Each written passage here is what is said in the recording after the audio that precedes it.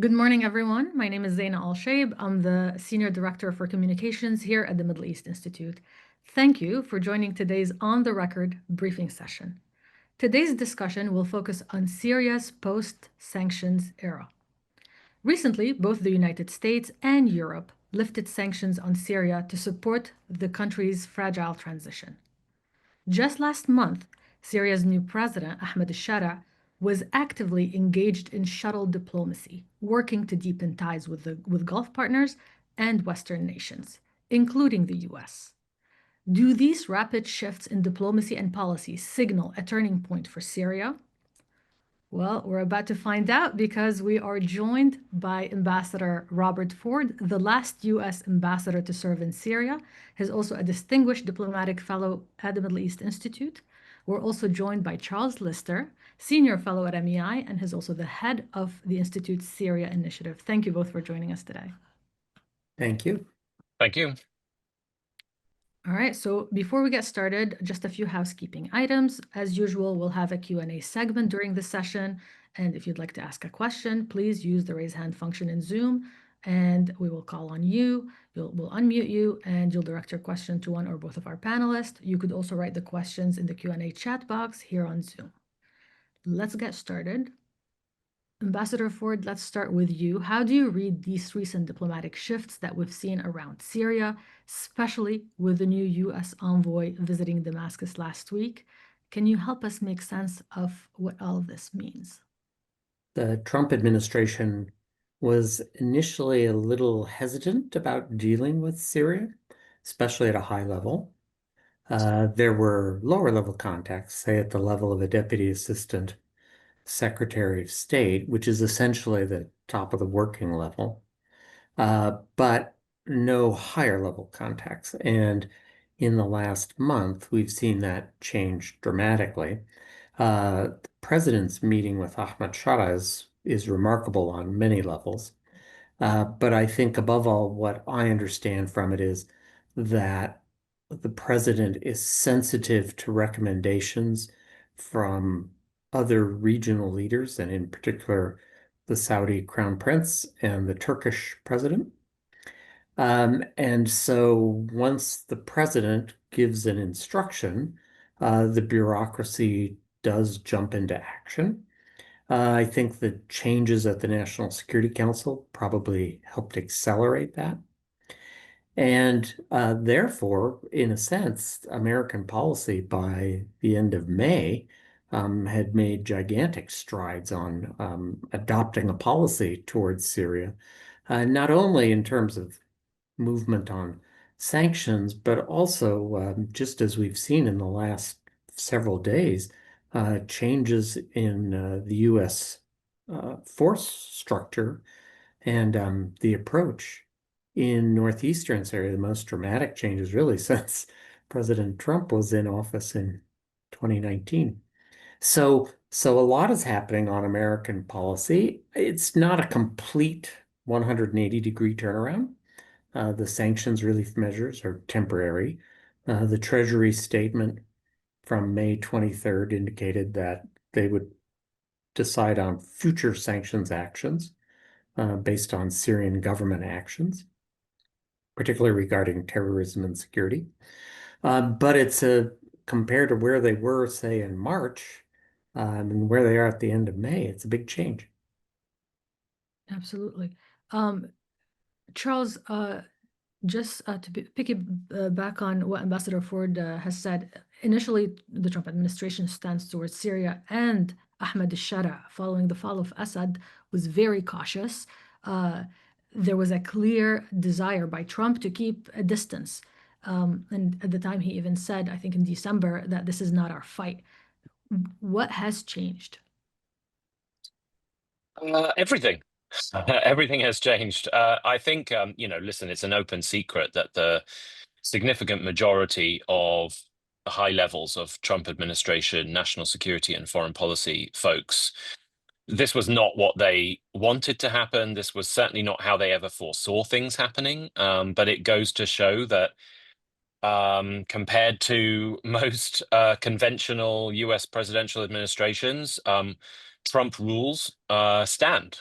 So when Donald Trump announces a proclamation, as he did on May the 13th, in Saudi Arabia, everything changes. Everyone stands behind the boss and marches forward. And they don't just march forward; they march forward at a very rapid pace. And I think we have to certainly, as a sort of 24/7 Syria follower, it's kind of hard to grasp just how much has happened and how much has changed in the last 2.5 weeks.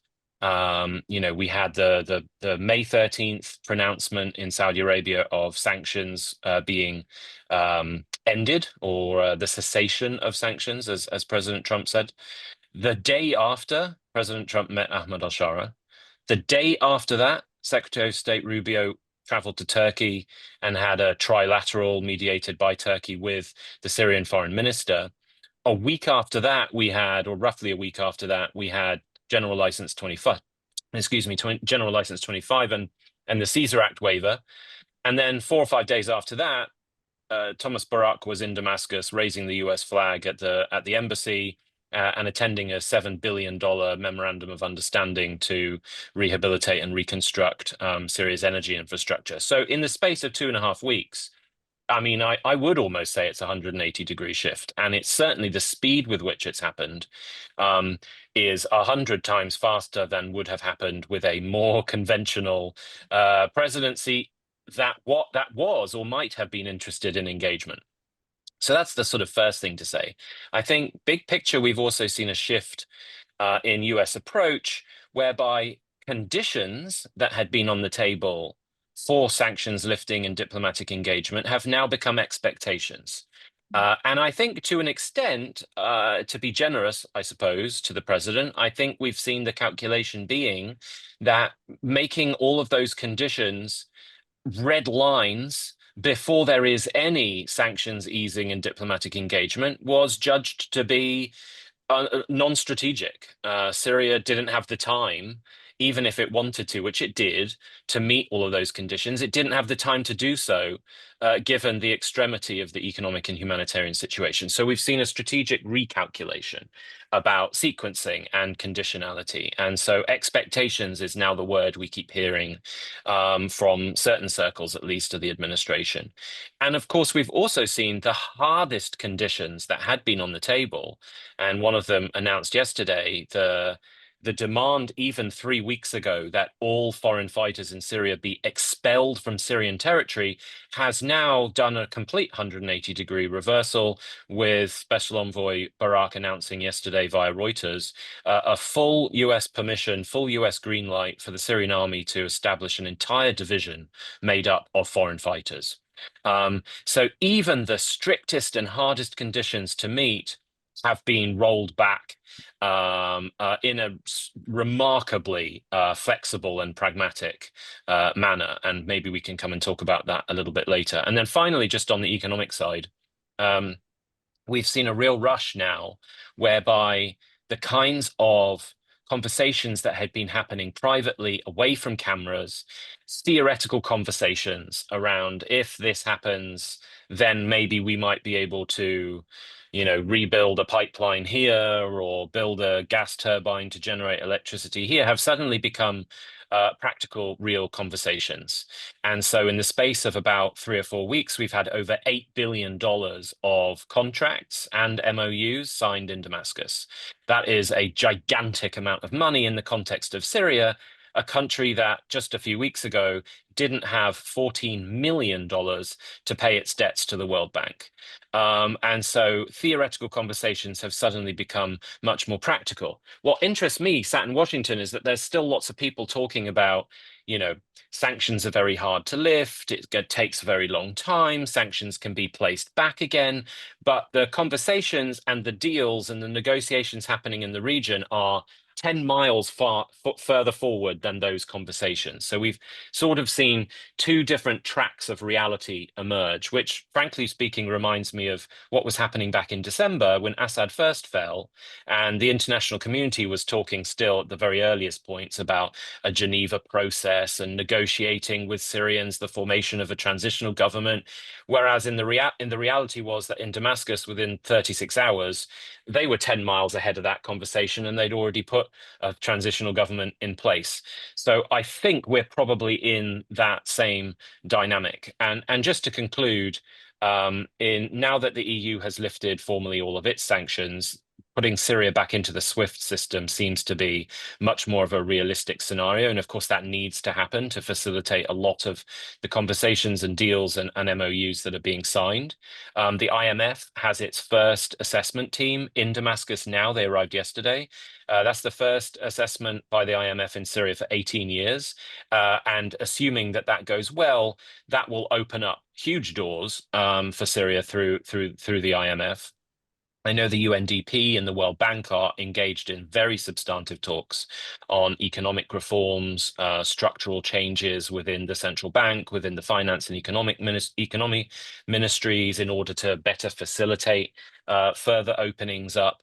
And quietly, the finance ministry and the central bank in Syria have been working with the French central bank to design the kind of reforms that would be necessary to facilitate a real opening into the European finance sector. So that's, of course, very, very significant. So generally speaking, the things are looking in a really positive place. And I think the main thing for me is that the region and Syria is running a lot faster into this new reality than some of the more guarded, bureaucratic, technical, and traditional conversations and debates that are still being had in Europe and the US. And where those two dynamics meet, I think, will probably define, how and how fast Syria moves forward. A lot to unpack. So first, let's start with the foreign fighters point that you just made, and then we'll go to Ambassador Ford. We'll also discuss sanctions in more details. But as you said, the U.S. has okayed the integration of foreign fighters into the Syrian army, which is initially that was the condition for the U.S. to lift sanctions. Right now, according to Tom Barak, the U.S. envoy to Syria, they can integrate provided that the Syrian government does so transparently. What does that mean? Can these fighters be de-radicalized? Who are these fighters?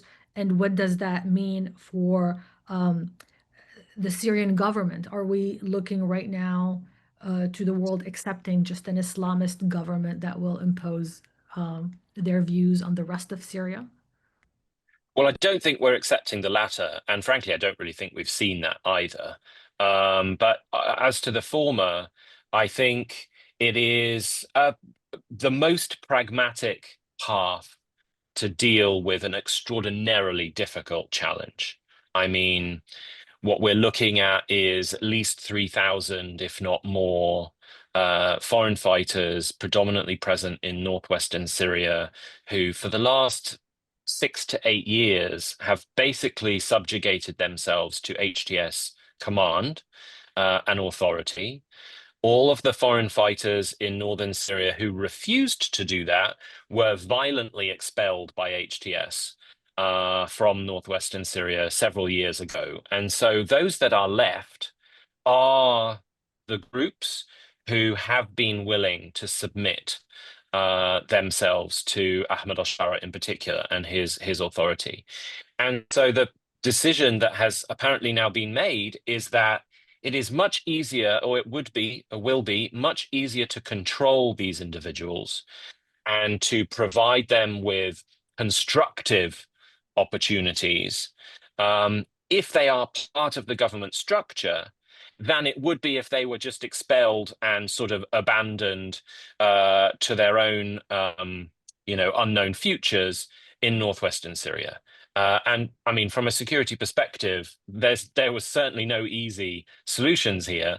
But from the least risky scenario, the one that appears to have been made is probably the least risky of all of them. But yes, it's a unique situation to be in, no question about that. How exactly this works, I think, remains to be seen. Interestingly, timing-wise, the Ministry of Defense in Damascus released a pretty comprehensive new code of conduct 4 or 5 days ago. I now have, in retrospect, very little doubt that the timing of that release was intended to precede this announcement. And it makes a very clear point about national duty, restricting one's duty to within Syrian territory, lots of language around prohibiting, any kind of discrimination against ethnic minorities, religious minorities, by gender. And so the language we're now seeing coming out of the biggest foreign fighter group, the Turkestan Islamic Party, interestingly, most of their public commentary around their integration into the Ministry of Defense is framed exactly around this new code of conduct, that they are submitting themselves to national authority. They are wholly under the command of the Ministry of Defense. They recognize Syria's diversity, et cetera, et cetera. So there is some real sequencing here. This isn't like a kind of hurried, unplanned move, but yes, very unconventional. I would say very uncertain about where this looks, where this 84th Division will be deployed, will have a key role to play. I assume they will stay in Idlib, where at least the local communities have got much more used to their presence. They're primarily headquartered in Jisr al-Shugur, and that will probably be where they remain. The last thing I'd say is it'll be interesting to see where China comes down on this situation, considering the majority of these individuals are of Uyghur origin. If HTS and the Syrian government and sanctions or designations against Ahmad al-Sharaa are going to be removed by the UN, they need a Chinese vote in the Security Council in favor of doing that. And so until now, as I understand, the Chinese role within the Security Council has still been that outstanding unanswered question on that path. So it'll be an interesting test on that side. Absolutely. Ambassador Ford, Trump's new stance is starting to open the door to some investment in Syria, but back in February, the UN warned that it could take as long as 5 decades for the country's economy to return to its pre-war GDP levels. So with that in mind, how much relief can Syrians really expect to feel anytime soon? Well, the good news is some of the relief they'll feel pretty quickly.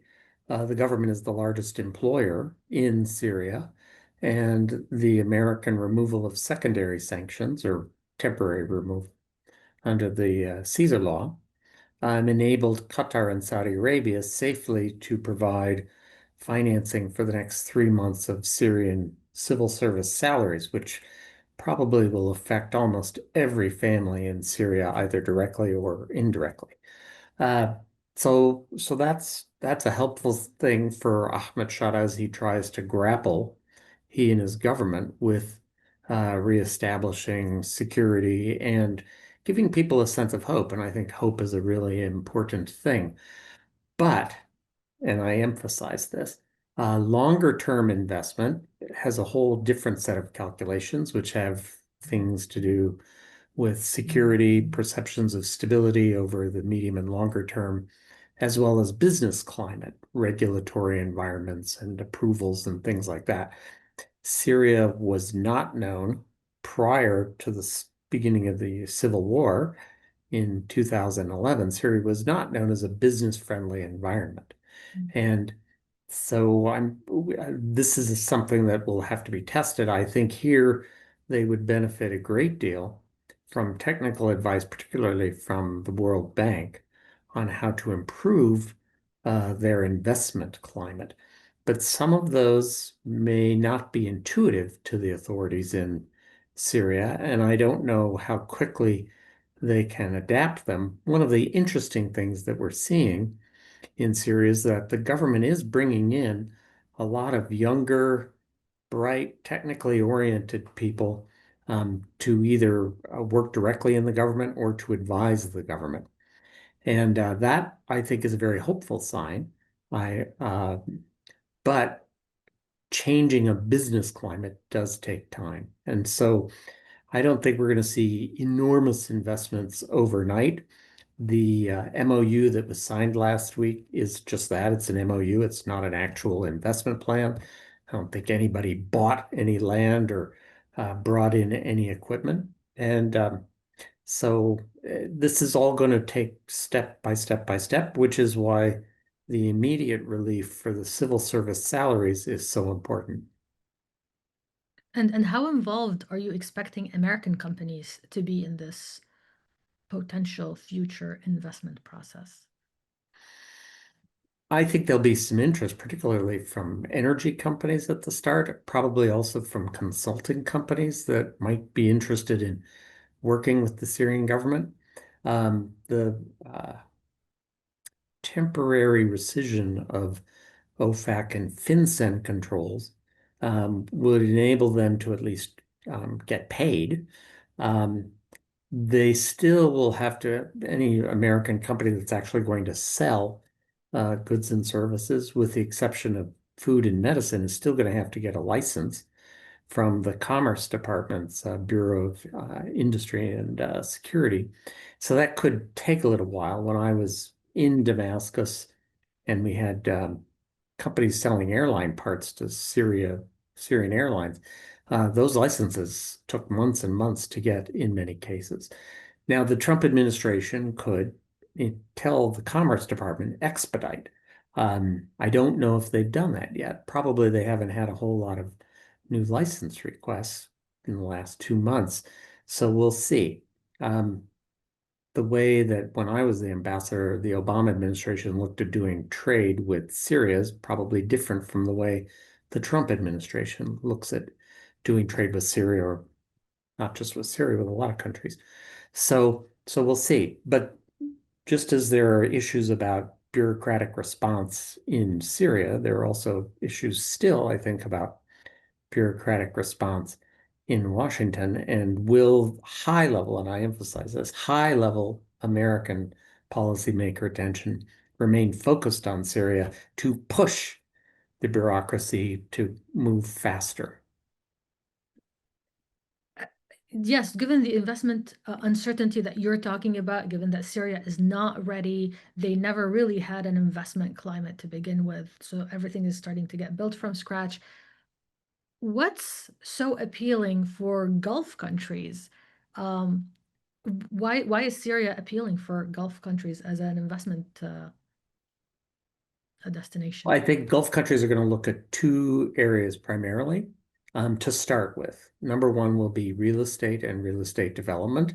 This was an area that they were very involved in prior to the Civil War. It's a relatively safe kind of investment, relatively safe, and it pays itself off pretty quickly. If you sell the housing, you make your money back real quick and you can reinvest it again, etc. So, and there's a gigantic need. I can't emphasize this enough. It's a gigantic need for new housing in Syria because so much of the country's housing stock was destroyed in the Civil War. I've seen estimates of 50 to 60%. And when you drive around Syria, the devastation in the suburbs of Damascus and then towns between Damascus and Aleppo, like Marat, Nauman, are just absolutely destroyed. So there's a gigantic need for housing, and I can easily imagine Gulf money would go into that. The second area, but this would require some creative thinking on the parts of government entities in Damascus, is investment in infrastructure where foreign investors would actually own, or perhaps under a build, operate, transfer scheme, rebuild and operate, in a sense, manage for a profit infrastructure that is rebuilt, whether that be electricity or whether that be roads or whether that be water, there are refineries. The American sanctions lifting the general license that the OFAC issued last month specifically highlights some sectors in this, or some companies, state-owned companies in these areas, such as refineries and Homs and Banyas, and a gas company, etc. I can easily imagine that Gulf countries might be interested in investing in those if, and I underline the word if the regulatory environment and the broad business climate is such that they have confidence about a medium and longer term investment. Charles, anything to add? Only to say I agree with what Robert said. I think I mean, I think it's a twofold calculation from the Gulf states. One is the way that Robert described it, which is the kind of the strategic approach, both to what they have a history in investing in Syria, but also what financially and logistically and strategically makes sense given the circumstances prevailing now. The other one I would add to that equation is what will what will give the country the greatest chance of stabilizing in that longer term, over that longer term sort of horizon that Robert described. Because yes, of course, the remarkable turnaround we've seen in the last couple of weeks doesn't mean that Syria's economy is going to be thriving in 6 months' time. It just isn't. But there are key needs in Syria right now, and those needs are what we are seeing the Gulf states engage most aggressively or most assertively on now, which is anything that will generate electricity inside of the country. And so we've seen, yes, the Qatari proposal to finance the import of natural gas via the Arab gas pipeline into the Deir Ali plant south of Damascus that will add at least 3 to 4 hours of additional electricity per day. We've seen a Turkish proposal actually to construct a pipeline from Kilis to Aleppo that will basically do exactly the same job and add an additional 3 to 4 hours of electricity a day. And we've seen this big MOU that, yes, is an MOU, but as I understand, there is much more to it than that. And in fact, most of the gas turbine plants and the solar project that have been proposed were already projects that at least existed contractually and on paper many years ago. And so what we're actually seeing is a revival of older, more dated projects where territory had already been assigned and all kinds of other things. So I'm not saying that's going to happen overnight, but anything that will generate electricity. And then, of course, in the interim, yes, this joint Qatari-Saudi project to finance civil sector salaries over at least a 3-year period.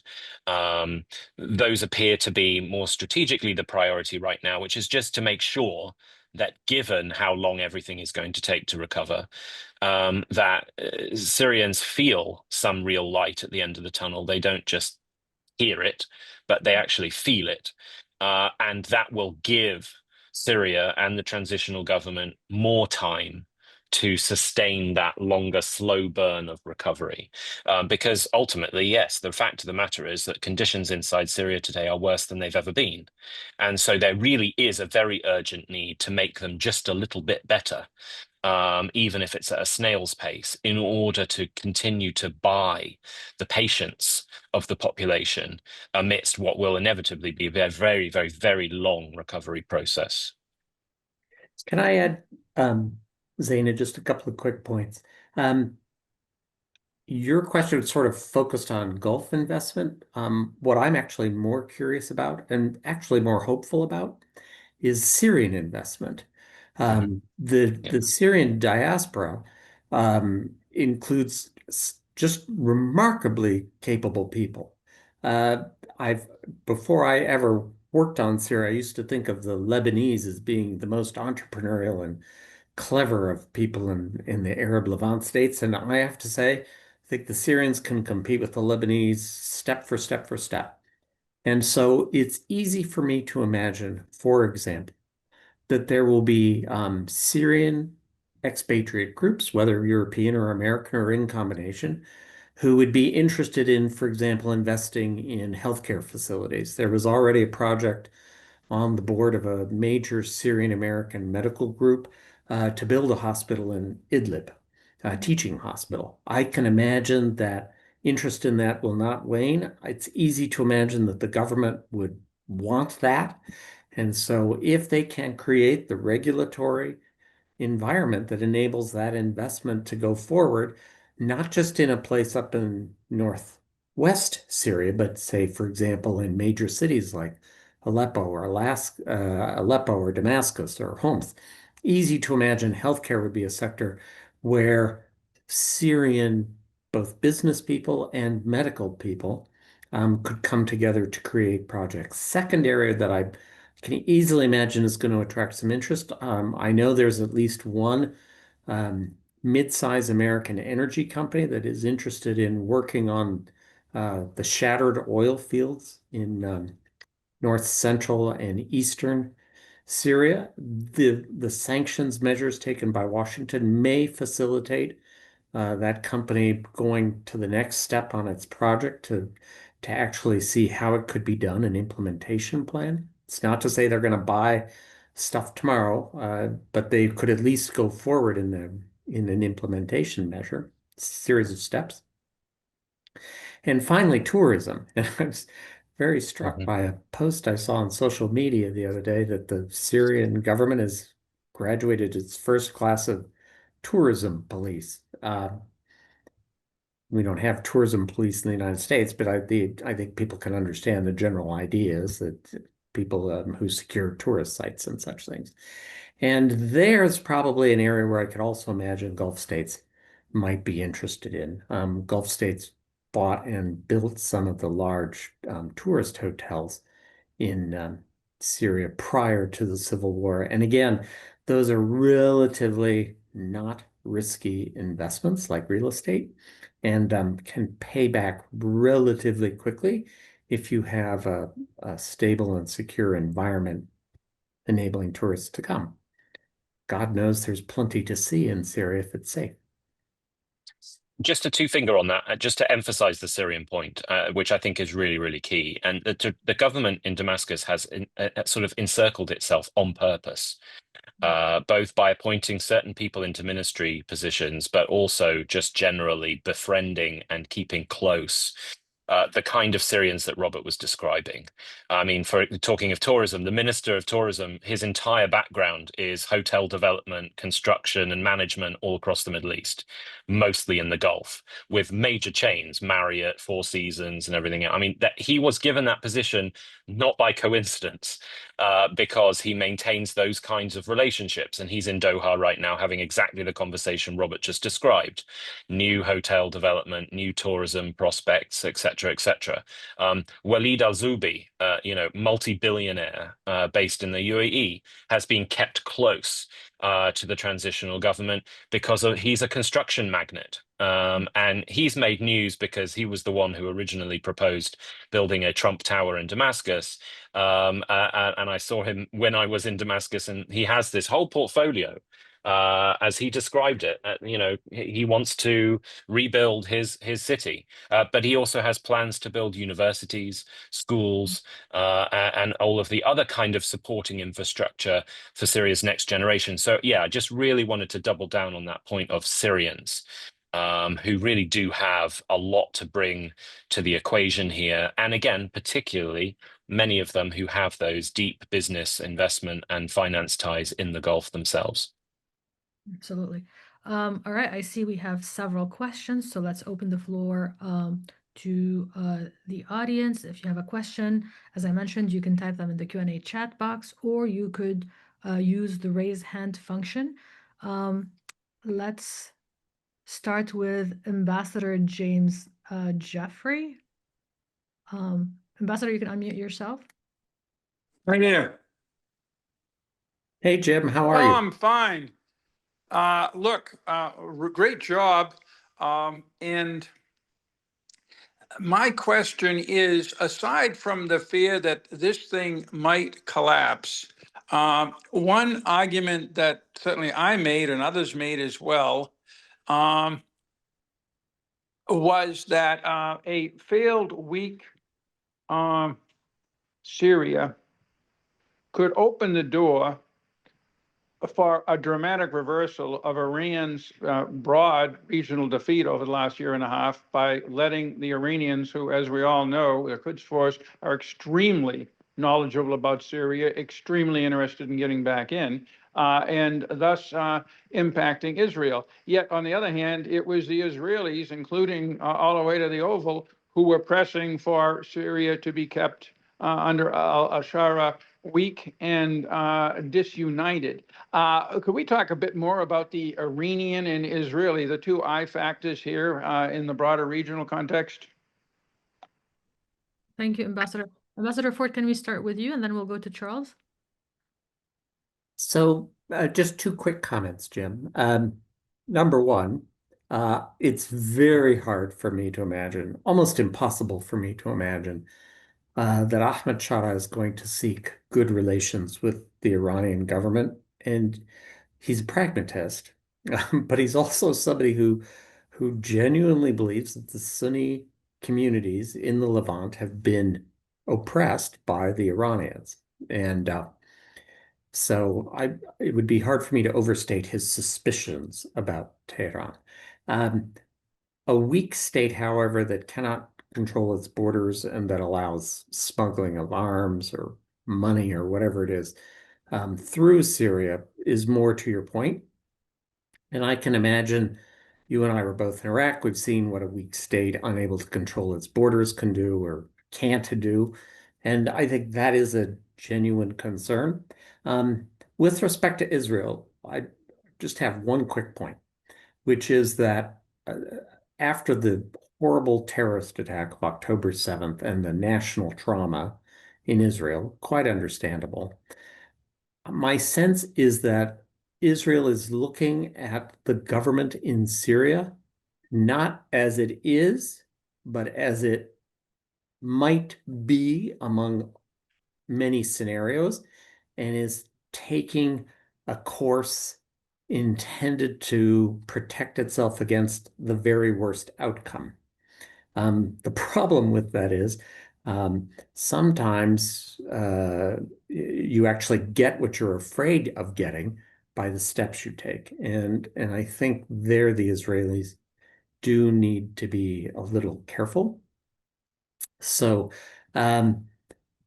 but it's not for me to second guess the Israelis about how they respond to October 7th, except to say this with respect to Syria, which is the HTS in particular, but even other Syrian Islamist groups during the peak of the fighting of the Civil War, when they controlled the area around Kenitra and where Undaf was located, they did not regularly attack Israel. I'm aware of one incident where they fired a rocket into Israel, but I'm aware of many more incidents where they went into Israel for medical treatment, both for civilians and for fighters.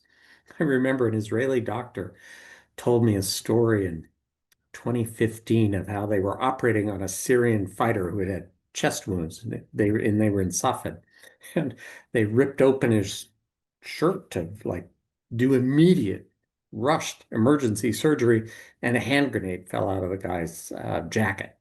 So I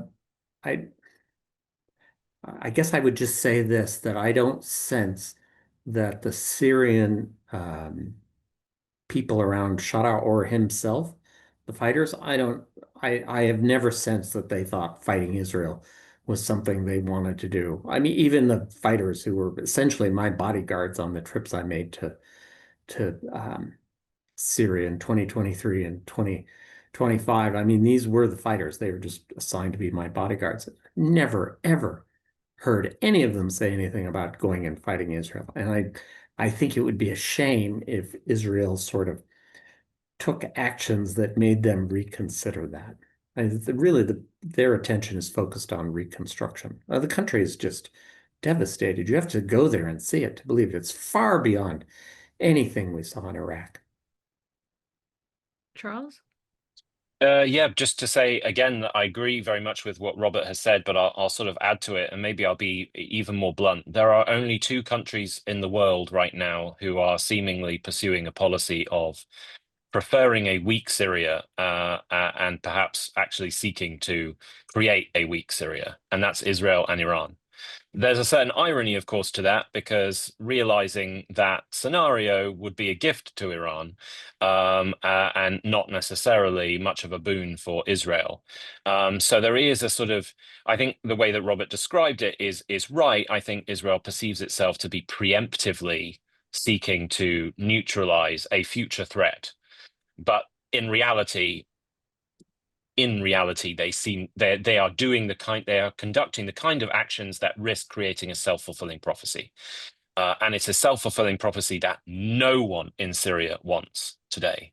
And on the first day that Ahmad al-Sharaa marched into Damascus, he issued a public statement which, and I'm extremely loosely paraphrasing it, said something along the lines of, the post-Assad Syria desires no problems with any of its regional neighbors. No question that that was only directed at Israel, that statement. So from the first 24 hours in Damascus, the message has been, we don't want problems. But that hasn't necessarily been the approach taken by Israel. At my count, we're now over 825 air and artillery strikes in 6 months, over 200 ground incursions by the IDF in the last 4 months. We have at least 2 ground incursions a day now, 7 days a week. Questioning locals. At least 2 or 3 men are taken away to IDF bases every week for questioning and interrogation. It's not helping. It is inflaming tensions in a serious way. And then to flip the equation, Jim, to talk about Iran. Iran is seemingly determined, albeit very much under the surface, to try to destabilize Syria as it stands. Now, I wouldn't say that as far as throwing all of the IRGC and Quds Force tools into Syria, we're not there yet. But the original or the very big surge in anti-government insurgent activity and attacks that we saw on March the 6th and 7th in Latakia that triggered the wild sort of onslaught of conflict and hostilities was unquestionably had an Iranian hand in it. Every senior commander in that insurgent coup, as they were calling it on the coast, a military coup, were remnants of the 4th Division. Every single one of them, you can track back in all of the history of the conflict in Syria, had close connections to Hezbollah and the IRGC.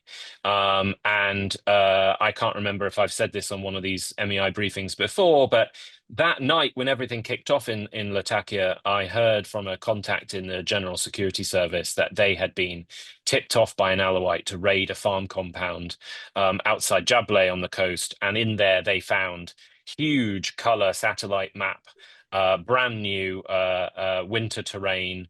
Nobody in the mountains of Latakia is developing satellite imagery of the entire coast with every single Syrian government military position with pins.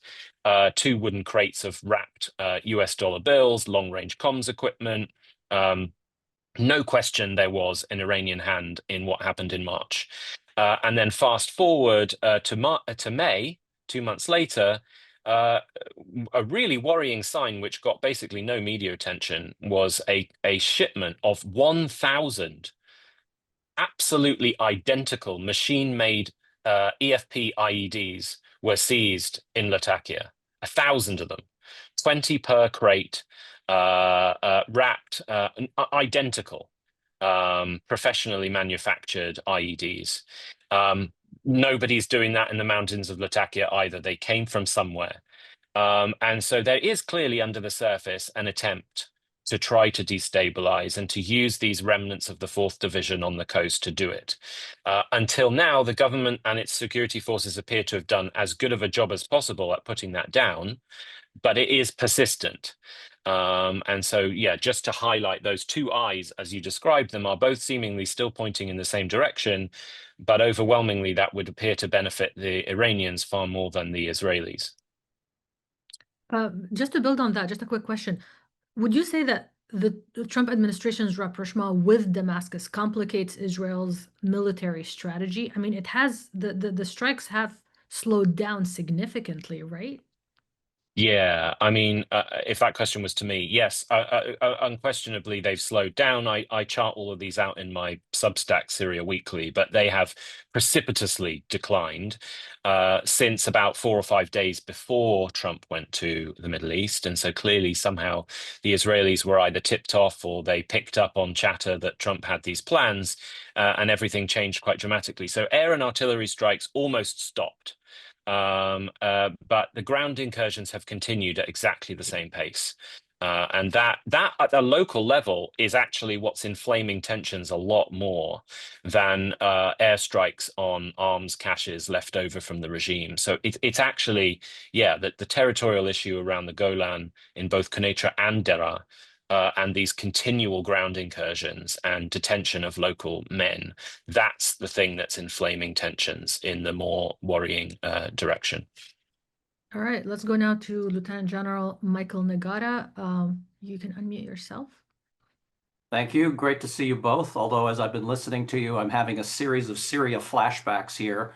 So I'm glad you probably can't see me, which is a good thing at this point. More seriously, since there are two of you, I have two questions, but I'll make this quick.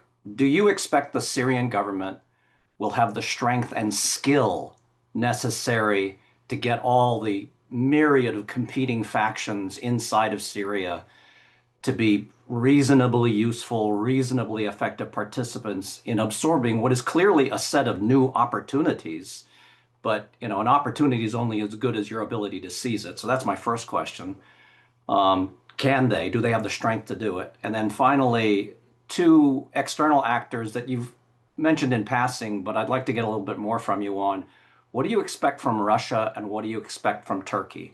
Helpful, neutral, spoilers.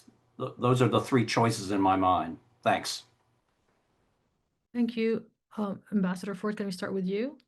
Sure. Hey, Michael. So on the militias, I'll just make 2 quick points. Number one, I would love to see a discussion between, say, the United Nations or maybe even a friendly government or two. Probably not the United States. I don't know that we have the right experience. To talk to the authorities in Damascus about a disarm, demobilize, and reintegrate program, a DDR. I was just at Yale about a month ago when there was a person who had worked on this in West Africa.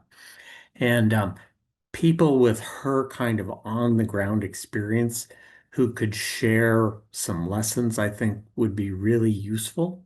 Not necessarily to Ahmad Sharaa personally, I don't know, maybe not, but I think to some of the people around him who have less experience. So that's one. And that could be under the rubric of the United Nations or maybe the European Union or Arab League. I don't know. Could be discussed. Friends of Syria group, something like that. So that's one. Just to bring some international, I don't want to say the word expertise, but experience of what works and doesn't work. Second point, more broadly, I think we have to acknowledge that Ahmad Sharaa knows a lot about militias and both how to establish them and how to bring them to heel. Let's be very blunt. He essentially took down and absorbed all of the groups which the United States, through State Department non-lethal and through CIA lethal programming that we had supported. He took them down skillfully. It took him a couple of years. And I'm not talking about southern Syria, but all the groups up in the north. Did he have some help from outside? Of course. But he was the lead factor and he did it. And so in answer to your question, I don't know if he's going to be successful or not. I can't say, but I can say that he has some relevant experience and successful experience. And especially if you could mix that with a DDR sort of approach, I think that would be good. I have noticed that Sharaa himself has said it would be good to get construction going and the economy going so that militia fighters have regular jobs. That sounds like reintegration to me, the R aspect of DDR. So there may be some stuff to work with there. Real quick, I'm sure Charles will have much to add as well. On Russia, I think they are playing a kind of a very careful game of responding to things that they can help with, whether it be flights of Russian printed Syrian pounds, or help, for example, at the United Nations Security Council, whatever it is. I think they understand that their scope to help in a reconstruction environment is probably quite limited. I don't think the Russians are particularly well known for helping countries rebuild. So with respect to Turkey, I think the Turks look at Syria much the way the United States looks at Mexico in some ways. There are still over 3 million Syrian refugees in Turkey. It's a political issue still, has not gone away. And although Turks are seeing Syrians depart Turkey, I mean, there are thousands and thousands who've left. I've heard of one estimate that 500,000 of the roughly 4 million Syrian refugees have now returned to Syria. So it's pretty good for 6 months. But it's still an issue in Turkey. And so the Turks are very attenuated to what's going on in Syria. And I'm not even getting into the issues about the Syrian Democratic Forces and the Kurdish PYD party and its YPG militia. So I think the Turks are going to continue to be heavily involved in Syria, but I also think we should take a little note from what happened at the end of November last year. The Turks were very reluctant for Ahmad Sharaa to launch that offensive into Aleppo. They cautioned against it, is what Turkish officials have told me, mainly because they didn't think it was going to go very well. And Sharaa went ahead anyway. And so I don't think people should assume that Sharaa automatically takes instructions from Ankara and does whatever they tell him. I think he has a fair amount of agency, and he likes that, and his expanding relations with other countries in the region gives him more agency. All right. Charles, would you like to add anything, or can we go to a question from Ambassador David Shatterfield? I'll be very brief. I think Robert tackled the Russia and Turkey things perfectly well, so I won't add anything there. But Mike, definitely happy to talk offline if you'd like. On the factional question, beyond the desperate need for the government to be able to pay salaries and to provide alternative jobs, and neither of those things are a reality right now, apart from fighters previously aligned with the Syrian National Army, my understanding is there's still a very minimal ability to pay salaries into the rest of the Ministry of Defense. So salaries to retain loyalty and discipline is vitally important, but also alternative jobs in terms of the reintegration into other areas of the economy. It's just absolutely vitally important. But then beyond that, there is the still very real reality that all of the dynamics associated with the war economy, as well as long and deep-standing, deeply rooted ethnic, territorial, sectarian tensions in different parts of the country, are all still a real challenge to the DDR process. And we're seeing this play out in multiple corners of the country. The Druze, Bedouin Druze government, intra-Druze dynamics in Sweden, the fact that many of the Druze militias south of Damascus were a key component of the Assad regime's drugs trade have now really created very complicated challenges to the DDR process in the southern Rif Damashq region. Of course, the SDF process, which we haven't really been able to talk about today, is an enormous DDR challenge. So I don't think we should forget, and I don't think we should expect those much more deeply rooted issues to be resolvable anytime soon. Nobody can click their finger and fix 50 years of deep-seated tensions between different communities and different groups and different territories. And the war economy challenge is going to persist for a long time to come. The fact that we're still seeing Captagon being moved around in different parts of the country, we're still seeing weapons smuggling from Iraq into eastern Syria, from western Syria into Lebanon, Lebanon into western Syria, drugs still being intercepted and seized on the Jordanian border, all speaks to a very, very real challenge that those factions, in one way or another, whether it's tribal groups or previous armed opposition groups or remnants of the regime, all have some form of a hand in many of those dynamics, and it's very hard to end that quickly. All right, let's go now to Ambassador Shatterfield. Thanks, Zeina. Robert, very good to see you. Hey, David. Hi. Just some thoughts here on the three principal actors who shape the context for the excellent discussion you all have had on what is required to stabilize Syria and what are the potential sources of instability. Those actors, of course, are Netanyahu, Erdogan, and Trump. And they're playing right now in an extraordinary complex mix. To start with Israel, trauma and frustration are the two motivating factors for much of Israeli policy today, coupled, of course, with the unique political and judicial circumstances of Bibi Netanyahu, which are a key shaper for his decisions in this unique coalition trap he has built for himself, but which very much imprisons him within a set of constraints that make responding to developments, whether in Gaza or elsewhere, extremely difficult for him to do on a pragmatic and wholly rational basis. The trauma, of course, is October 7th and the sequelae, and the feeling that Israel must preemptively act in order to prevent or minimize the chances of any future attack by anyone on Israel.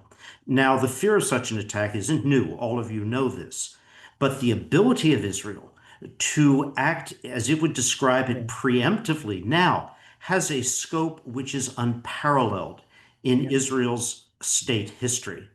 Because of the consequences of the October 26th Israeli U.S.-supported air operation over Iran, which effectively eliminated Iran's most sophisticated air defenses, took out about 80% of the capacity to produce fuel for ballistic missiles, but most importantly, showed that in the Shakespearean term, Iran is naked onto its enemies now and can't make a pretext or a claim of anything else. And then the collapse of the Assad regime. All of this gave Israel extraordinary scope to act. The fear of attacks from Syria are quite real. They're not just political imagination, especially the fear of the Yarmouk Triangle as a location where in the past extremely radical groups based themselves and opposed a challenge to Jordan as well as to Israel. The occupation of that triangle can be explained on that ground from a tactical standpoint, but more importantly, Israel did it. Israel has occupied the additional territory beyond the Undorf disengagement zone. Israel continues its, I would use the non-artful term, lunatic engagement with Sheikh al-Hijri and the Suwaida Druze, which is over time provides a high likelihood al-Hijri will be whacked, and the Israelis will once again discover that their attempt to build an alliance with a sub-national group produced disasters to that group as well as to long-term Israeli interests.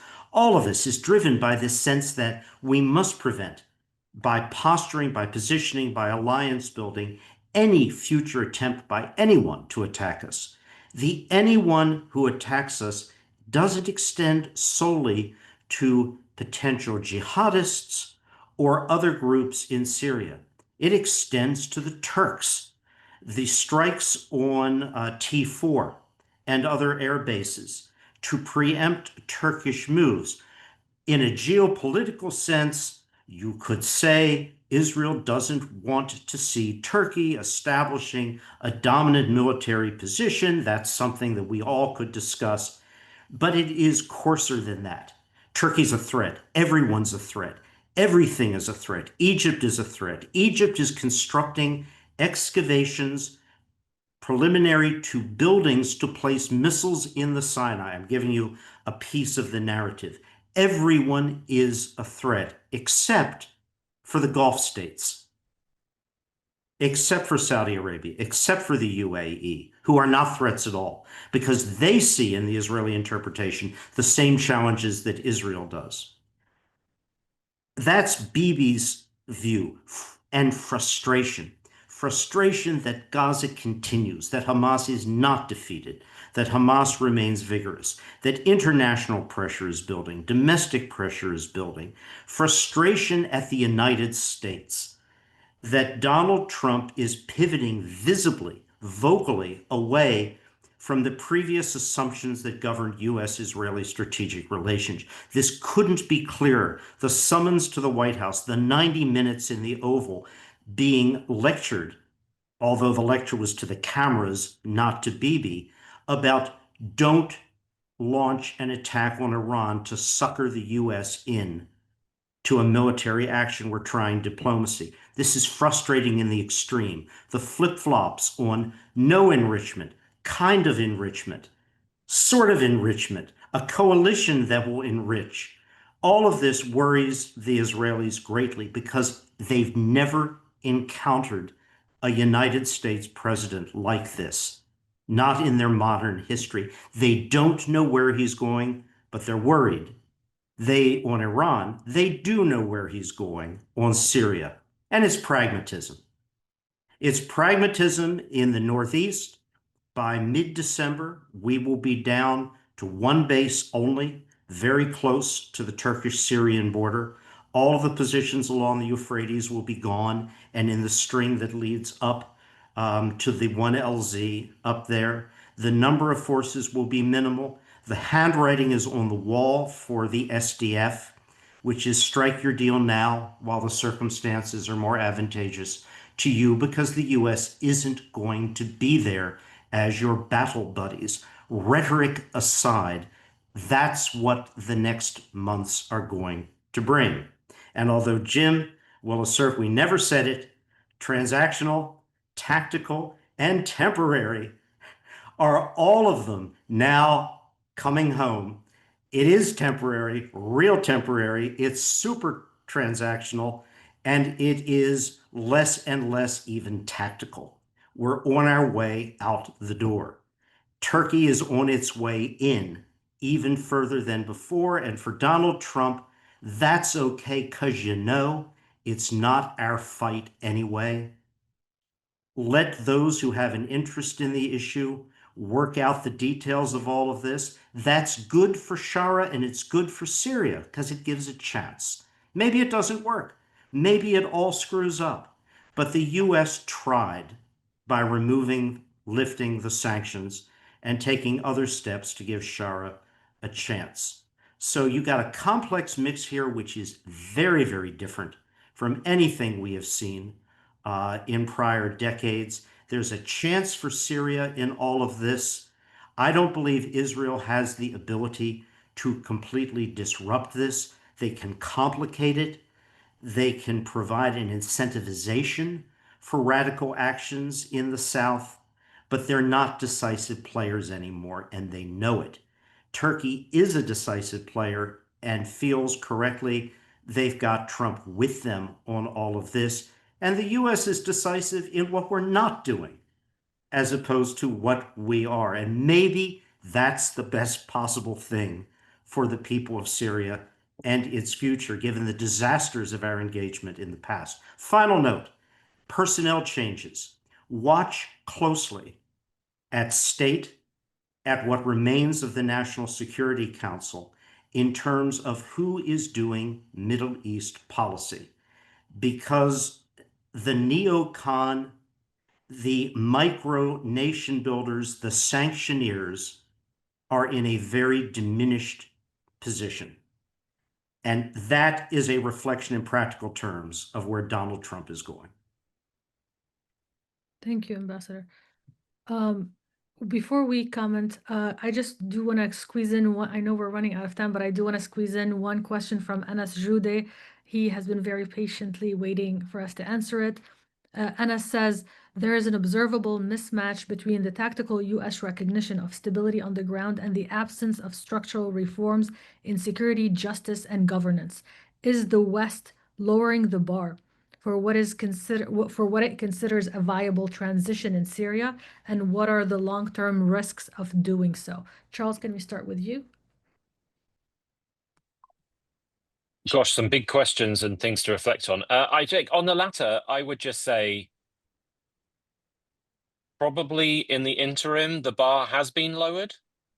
Although I think at least part of that is to do with what I mentioned earlier, which is the kind of calculation of timing and sequencing. My argument since very early on, and I would go to, I would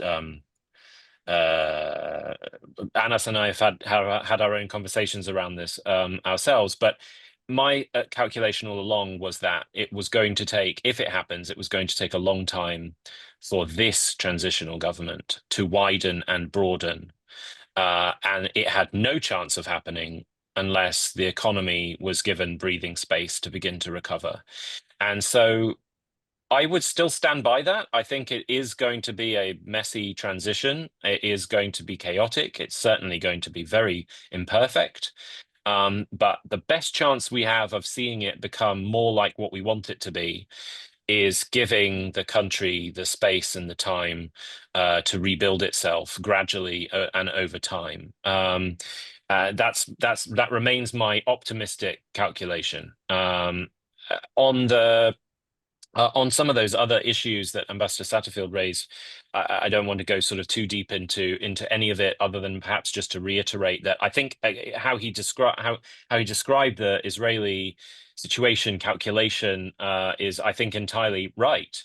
But I think, as we've seen sometimes in history, that when countries feel like they're being abandoned or encircled, the instinctual responses aren't necessarily the best ones to ensure that you have a long-term, more stable environment. And I am concerned that the instinctual preemptive response in Syria is responding to a threat that doesn't exist, but is exacerbating the likelihood that that threat may develop over time. Partnering with Hijri is insanity.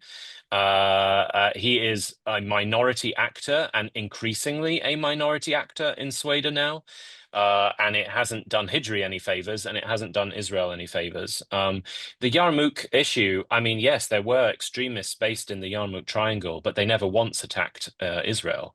And I think that was a point that maybe Robert made a little earlier, that even, going way back in the peak of the conflict in Syria, the whole collective, very wide spectrum of anti-Assad groups never expressed and acted upon hostility against Israel. But fast forward to today, we're in a place where the only actor in Syria that is continuing to intercept weapons shipments heading towards Hezbollah is the Syrian government. That never happened under Assad, and yet this Syrian government is being labeled a potential future threat. So there's still a mismatch in terms of calculations. And just before I hand over to Robert, only because it hasn't been mentioned yet, did want to sort of also throw out there that in terms of spoilers, I think Jim Jeffrey earlier called it the two eyes.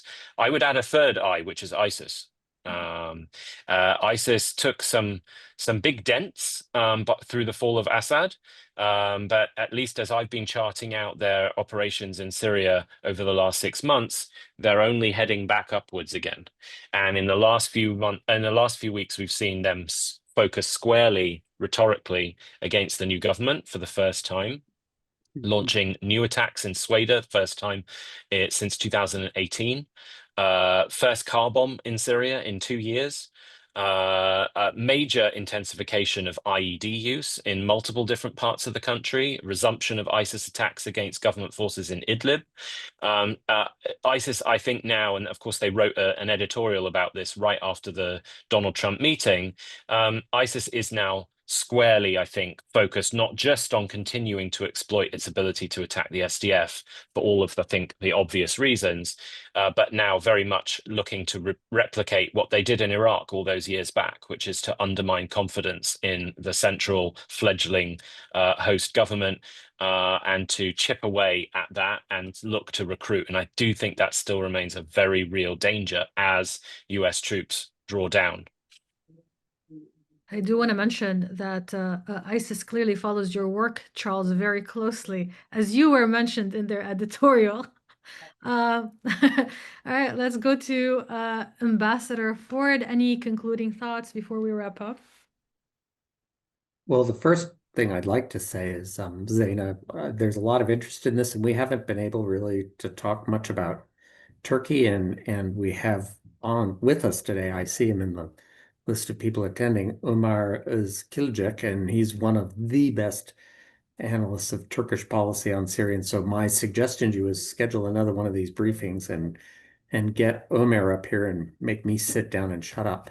So in response to the question about is the United States backing off, or is the West backing off from issues such as justice and rule of law, I do not think, and based largely on what David said, very strong point, that the nation builders, the sort of people who promote democracy, I think their standing in the Trump administration is hugely reduced.